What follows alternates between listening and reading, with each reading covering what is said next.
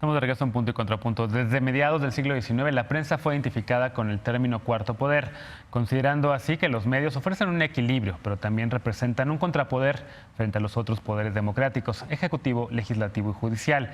Pero el periodismo parece haber perdido poder e influencia en los últimos años, en parte debido a las amenazas y a los riesgos que enfrenta. Veamos el contexto.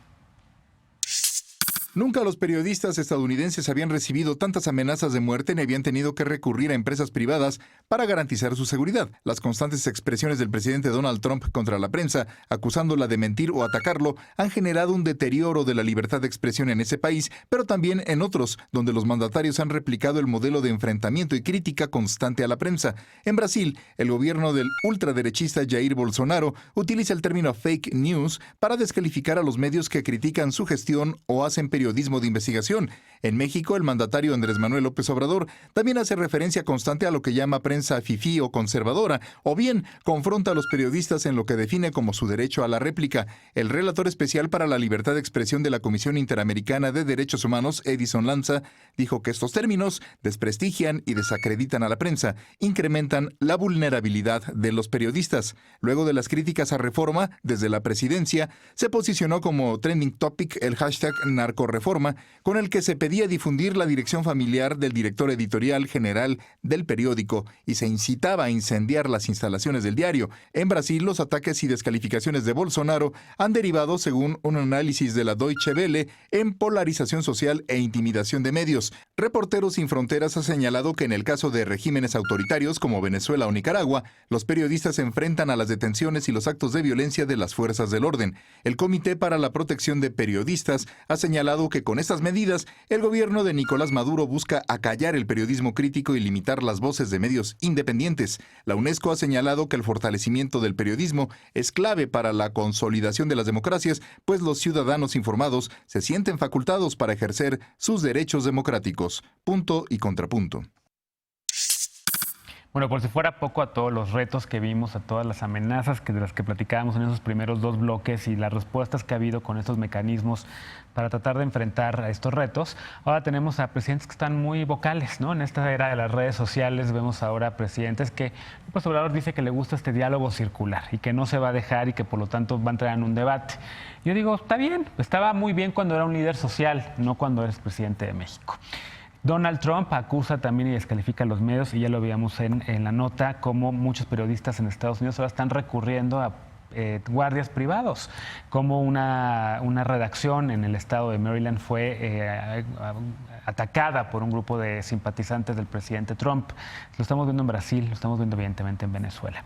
¿Qué hacer ante esto? ¿Cómo le podemos decir a la gente que salga a defender a los medios de comunicación? Porque también hay un descrédito y hay que reconocerlo. El Latinobarómetro, que mide la confianza de los ciudadanos en instituciones, no nos pone muy bien tampoco que digamos, y ahí hay que ser autocríticas y autocríticos. ¿Qué hacer, querido Jan Albert? Bueno, es una pregunta que podríamos estar debatiendo, ¿no? Como durante 2 horas. Yo creo que en primer lugar hay que hacer muy claro a la ciudadanía cuál en realidad es la importancia de la libertad de expresión y el periodismo, porque de entrada, por ejemplo, si aquí en México vas a algunos estados y le preguntas al ciudadano promedio, ¿no?, ¿qué es el periodismo? Porque es importante, no te lo van a poder contestar. Los mismos medios en ese sentido también podrían hacer una labor mucho más proactiva para dejarlo claro. Igual, presión desde afuera junto con presión desde adentro podría ayudar en ese sentido, pero yo creo que en primer lugar es eso, o sea, tenemos que dejar claro qué es la libertad de expresión, por qué es importante, por qué es un derecho, por qué lo tenemos que defender y cuáles son las consecuencias cuando no lo defendamos. Y ante los poderosos, ante los presidentes, ante los funcionarios, ante legisladoras, ante quien tiene todos los días la responsabilidad de salir y tratar de trabajar por ciudadanas y ciudadanos, pero toma el micrófono y de repente descalifica a un periódico o de repente llama a sus bases de simpatizantes a dejen de comprar el Reforma o yo no leo medios, ¿no? Como decía Vicente Fox también en algún momento. ¿Qué se hace contra Maduro? Bueno, más que contra alguien, a favor de alguien, y yo creo que es a favor de la ciudadanía.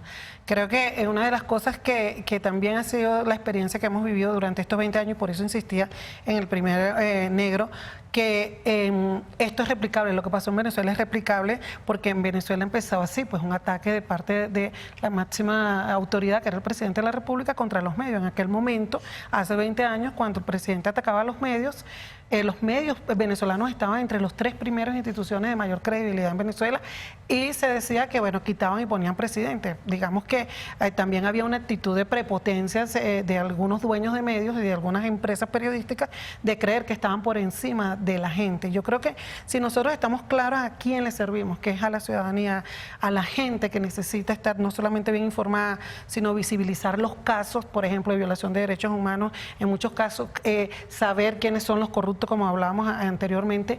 Si uno está claro con eso, la gente va entendiendo esto. Si tú lo explicas conceptualmente o lo tratas de explicar teóricamente, es muy difícil porque, bueno, cada uno está haciendo sus cosas y digamos que los periodistas también hay competencias para el tiempo, para que la persona te preste atención, porque hay entretenimiento. O sea, realmente el fin principal de los medios, especialmente los radioeléctricos, no es ni siquiera la educación ni la información, sino tal vez el entretenimiento. Y desde allí hemos derivado. Contar historias que importen a la gente. Contar historias que importen. Y la forma en la que las contamos. Exacto. Y algo que dice una socia mía, que es caminar con la gente. Yo creo que si nosotros estamos cerca de la gente se da cuenta de ese valor. Y creo que también es importante en este momento destacar que estos ataques de parte de altos funcionarios, que además son replicables, porque entonces en medida que vas en los estados, en los municipios, todo el mundo va replicando como que lo que hace el líder, no solamente te pone en situación de vulnerabilidad, te descalifica, sino que el mensaje que estás transmitiendo es: no le creas a los medios, está bien, hay que hacer autocrítica, puedes decir, no le creo, puedo exigir que me dé mejor información, sino que créeme a mí, al político, al que ya tiene una agenda, que tú sabes que tiene una agenda de mantenerse en el poder y de seguir en el poder. Entonces, decirle a la gente, no le creas a él, porque es mentiroso, porque hace fake news, porque es un enemigo, pero créeme a mí, es, digamos, un abuso de la jerarquía en la que está esa persona en ese momento, de la exposición que tienen los medios, porque no es lo mismo que alguien te haga una crítica a que te lo haga un alto funcionario que sale por todos los medios. Porque de allí al paso de tratar de controlar todo el sistema de medios, hay el límite es muy pequeño y es muy frágil. Claro. Patricia, también, para decir también la otra versión, en la conferencia del Comité para la Protección de Periodistas mencionábamos cómo los ataques de Donald Trump, en lugar de debilitar a medios como CNN o a medios como Washington Post o a medios como New York Times, que son como los 3 favoritos punching bags del presidente Trump, los han fortalecido.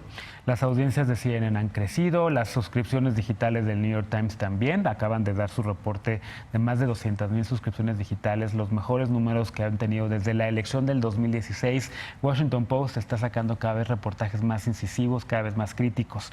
Es decir, la imagen del presidente Trump, que se pone los guantes y que golpea a los medios, ha fortalecido a estos medios. Entonces estamos como en una, ¿cómo podría llamarla?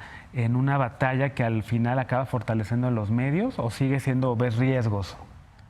Bueno, claro, hay riesgos, ¿no? Y sobre todo en un país donde la impunidad es la que reina y que parece que matar periodistas no importa, ¿no? O sea, no hay ninguna consecuencia, con un más del 99% de impunidad.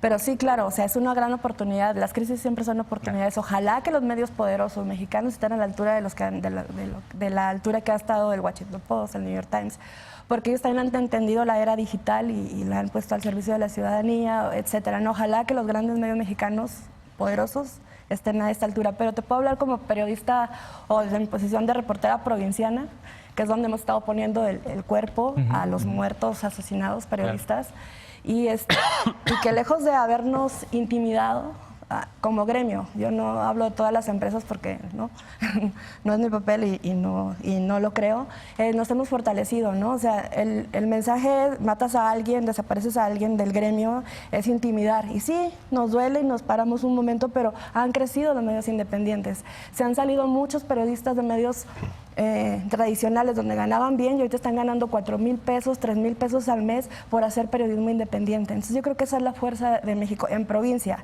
donde tenemos el arma y donde, yo insisto, enfrentamos esta guerra que aunque sea de corrupción, de medicamentos y todas esas son armas de una represión y sobre todo contra el periodismo, ¿no?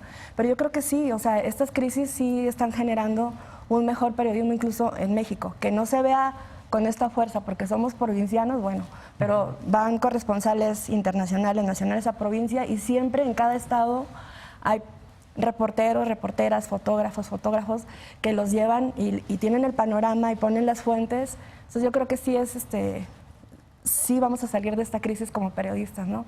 Y sobre todo ojalá que estos medios grandes sepan estar a la altura de los mexicanos, ¿no? Y yo me sumo contigo, que ojalá también fueran más transparentes y nos contaran en efecto cómo están afectando pues estos ataques del presidente López Obrador, sobre todo al periódico Reforma, sobre todo a los medios que no le gustan, y que nos contara, ojalá Reforma, pues, si han subido o no sus suscripciones digitales, si han salido los lectores y las lectoras que pues, nos leen a mí y a otros más que escribimos en ese periódico, a defender también la buena labor que ha hecho Reforma y lo que ha significado Reforma como una institución que ha creado un vínculo más fuerte de rendición de cuentas de ciudadanos que se leen los reportajes que señalan corrupción y entonces van y exigen que cambien estas cosas, porque Reforma sí ha sido una institución de la democracia de este país, pero me gustaría saber ahora también cómo ha afectado los ataques del presidente López Obrador, verbales, a esta institución, al periódico Reforma, en sus suscripciones y demás. Sí creo que estamos los medios en México, Animal Político está sacando unas cosas impresionantes, muchos medios, no quiero hablar nada más de algunos, pero muchos reporteros, sobre todo en los estados, también están haciendo una labor muy loable. ¿Cómo lo ves tú, Ana Cristina, este ecosistema que también está cambiando, ¿no? Cada vez hay menos gente que quiere pagar, ya lo hemos platicado también en la conferencia, hay cada vez menos gente que se quiere suscribir o que quiere donar a un medio, porque pues, ahora en la era digital y en Twitter crees que con leer un timeline en 3 segundos ya te enteraste de todo. Antes de contestar eso, creo que quisiera decir algo respecto a lo otro. El miedo que genera la violencia, cuando hay una red de periodistas, genera resistencia. Y la resistencia se basa en reconocer la función social del periodismo. El periodista, ante el miedo y el silencio, se desprende. Esto que dice Pati es clarísimo, ¿no? Y decide seguir haciendo su trabajo en pro de algo. Y esto es algo muy importante repetirlo, porque uno de los grandes argumentos del Estado para decir que aquí en México existe libertad de expresión es justo estas expresiones periodísticas vibrantes que hemos visto en los últimos 6 años, que no habíamos visto antes, ¿no? Este grupo de periodistas en los estados, las redes que se están uniendo y están sacando información de manera constante, son redes de periodistas que decidieron incluso ceder su nombre, anonimizarse y convertirse en algo colectivo. Y eso es algo que no habíamos visto antes en México y que tenemos que reconocer, y que es algo muy significativo derivado de la crisis de violencia. Creo que también es importante decir que la estigma que estamos viendo constantemente, si bien es distinta a la criminalización que vivimos durante los 6 años del gobierno de Enrique Peña Nieto, en la cual cuando mataban a un periodista era porque era malo, porque estaba en un mal momento, en un mal lugar. Y es muy fácil para la ciudadanía pensar que solamente matan a los malos porque no nos gusta pensar que nos puede pasar a nosotros y nosotros nos consideramos buenos. Entonces, ahora el estigma que estamos viviendo de los distintos gobiernos, que es un aprendizaje muy claro de lo que está haciendo Trump para todos los gobiernos del país, no significa que haya y esto es importante, que automáticamente se censure al presidente, como él dice. El diálogo circular se trata cuando hay 2 personas en el mismo nivel de poder. En este caso tenemos un diálogo circular en vertical. Él no tiene el mismo poder que cualquier ciudadano individual, ni la misma capacidad de audiencia que tiene el director de Reforma o el periódico Reforma. Reforma sin duda es un medio grande, pero el presidente tiene el poder de todos los medios de comunicación en el país que todos los días transmiten las conferencias matutinas. Y en ese sentido, el poder de su palabra impacta sin duda en la forma en la que la ciudadanía concibe la vida hacia afuera. Por eso es que la medida idónea es generar una contranarrativa desde la sociedad y desde los medios de comunicación para decir no, esto que estábamos diciendo. El periodismo es ese que sale a las calles por 4,000 pesos para contarte que están desapareciendo personas, para contarte que están tirando árboles, para contarte, ¿no? Todos los días, porque tampoco que pensemos que el periodismo de investigación es el único periodismo. El periodismo de todos los días de la calle es el que nos cuenta que si detuvieron a alguien en la esquina, que ese sigue siendo periodismo y hay que reconocerlo, y sigue siendo buen periodismo, ¿no? Entonces creo que eso es importante decirlo. Ahora, Sobre lo otro, creo que es importante decir que el término de cuántos, o sea, siempre en esta lógica del estigma y de la criminalización, a las sociedades nos gusta identificar a los buenos y a los malos.